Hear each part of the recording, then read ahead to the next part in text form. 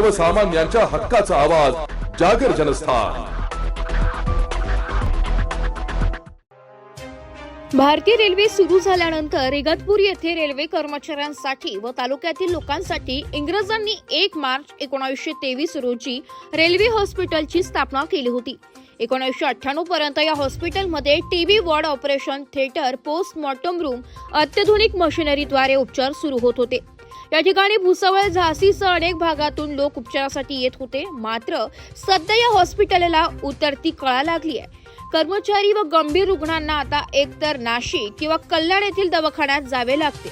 घाटात जर काही मोठा अपघात झाला तर उपचारासाठी कल्याण किंवा नाशिक येथील बिटको हॉस्पिटल येथे दाखल करण्याशिवाय पर्याय नाहीये। त्या 1 ते 1.5 तासात रुग्णाचा जीव वाचणे महत्त्वाचे आहे। मात्र सध्या येथे फक्त थंडी, ताप यावरच उपचार सुरू असतात। या प्रकरणी सेंट्रल रेल्वे मजदूर संघाने वारंवार निवेदनं, आंदोलने केली आहे, मात्र त्यास कोणताही प्रतिसाद भेटला नाहीये।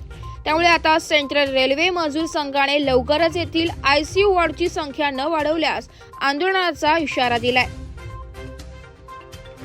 जागर जनस्थान करिता सुमित बोधक, इगतपुरी।